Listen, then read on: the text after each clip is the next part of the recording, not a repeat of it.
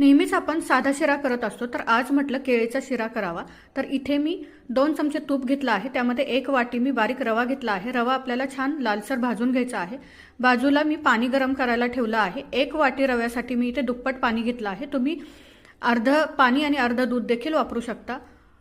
पाणी आपलं छान उकळलेलं आहे। तुम्ही ते पाहू शकता, रव्याचा छान कलर बदललेला आहे। यामध्येच मी ड्रायफ्रूट देखील घालून घेतले आहेत, तेही छान रोस्ट होतील। त्यानंतर एक मध्यम आकाराचं केळ घेतलं आहे, त्याचे असे तुकडे करून घेतले आहेत। ते देखील आपण रव्याबरोबर छान परतून घेणार आहेत। परतल्यानंतर ते छान मऊ होतात। आता जसं लागेल तसं आपल्याला पाणी घालून घ्यायचं आहे। शक्यतो दुप्पट पाणी लागतंच। तुम्ही ते पाहू शकता, मस्त असा आपला रवा शिजत आलेला आहे।